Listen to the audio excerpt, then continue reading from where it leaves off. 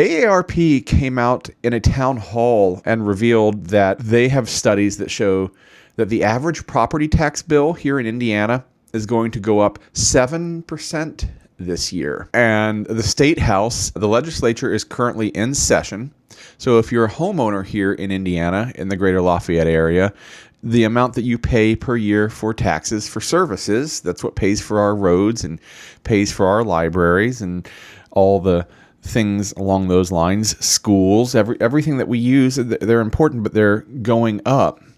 But the legislature wants to look at that. So here's the data that I want to walk through. They're showing that on average, those who are living in a home as their primary home, or they're taking the homestead deduction, it's going to go up 7% statewide when bills are sent out for the spring payment. Now, if you've got a mortgage, you're paying for that as part of your monthly mortgage payment. That money is getting escrowed away into an account, and it's getting automatically paid for you. Those of you who own your house outright or don't have a mortgage or are paying for it in some other way, you're taking care of that yourself. Now, that kind of sounds like a lot, but we should also put it a little bit in perspective. Larry DeBoer, who's an emeritus professor of agricultural economics here at Purdue University, said that homesteads in the last 2 years went up 17.1% and 6 point. So that 7% is a whole lot more than zero, but it is a lot less than 17 point. Something else to keep in mind,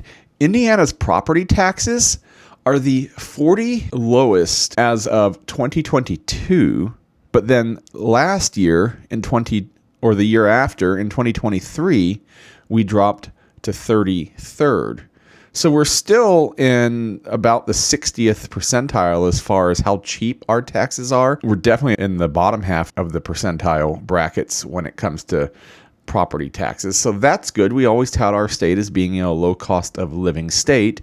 But there is also the other perspective is, what are you getting for your money? And are we paying enough money to get the things that we need and that our community needs, that our families need, our kids, our senior citizens, our veterans, our programs for those that need help? Are those being funded in a way that actually help the people that they're targeted to help? Or are they being funded in a way that the money is just not enough, and so therefore what's there is really just being wasted because we're not actually solving the problem?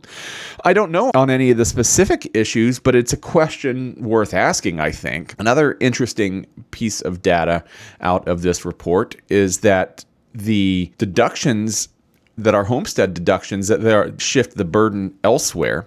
There are three kind of pools of tax revenue. There's homestead, what we're talking about here, taxes on your primary home. Farmers, there's no doubt farmers are super important. They put the food on our table and on tables worldwide, sometimes directly, sometimes indirectly. A lot of our corn here in Indiana actually goes into feed that feeds the cows and other livestock that we eat. And finally, business. It used to be split evenly, about a third each between homeowners, business owners, and farmers. But because of all the things that have gone on as far as shifting taxes around, and I would think that Indiana has a reputation of being a very tax-friendly state as far as tax burden to businesses, and we read all the time about tax abatements and deferments for business. Currently, homeowners are carrying about 45% of the tax burden, where it used to be 33%. So the legislature is looking at this. There's a number of legislators that have talked about various ideas about how to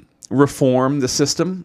I don't think anybody's talking about throwing the baby out with the bathwater, so reform only from the perspective of edit the system, trimming along the edges, not throwing everything out. There are a couple of different bills and numbers floating around out there, but one of them scares me, and I think it should scare everybody, and I think that we should run, not walk away from this. One bill is that's going to be heard this week in the Tax and Fiscal Policy Committee is Senate Bill 6, which authorizes counties to create a property tax deferral program. It would allow, if it passed by both the Senate and the House, it would allow a homeowner to defer up to $500 of their property tax bill each year with a maximum cumulative amount of $10,000.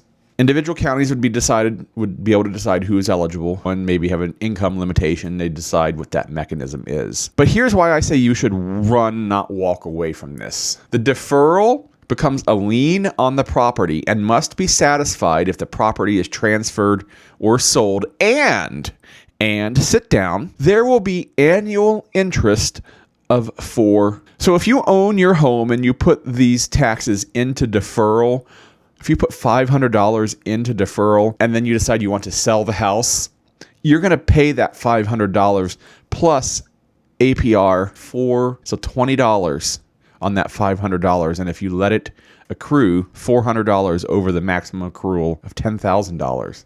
So if you couldn't afford it to begin with, now you're going to afford it when you sell a property. And if you don't sell the property but just continue to not be able to afford your taxes, I think that's just putting homeowners, individual homeowners that are already stretched thin, into a world of hurt. The intention is probably good, deferring taxes, letting people have a little more time to pay, but I see quickly that snowballing and getting out of hand. And then what do we turn into? Those liens are legal ownership over claims of rights to property. And if you go to sell and the state or the county is like, no, you owe us that money, theoretically you could pay that money through your proceeds. But if you don't have a lot of equity in your home, or forbid you're upside down on your home, the money's not there.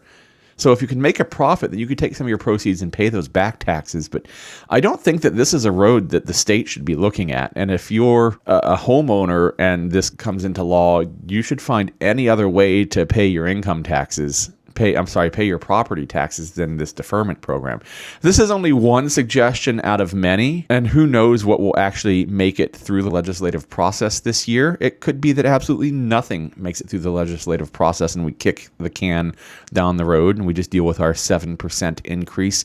And maybe that kicks us to the 25th cheapest tax rate in the country. Or maybe we stay the same because everybody else rises at 7% or more. Something to pay attention to. More to come, definitely more to come this week, and more to come in the next 60 days or so as we work through the legislative season here. So be paying attention to that one. What do you guys think? If you're here watching live, drop a comment down in the chat. Do you have any feelings? What feelings do you have about property taxes going up, and what should we do? And if you're watching this later, leave a comment below and let me know what you think. Hit the like and subscribe button. Tell YouTube how much you enjoy all of our videos here on the Lafayette Reel.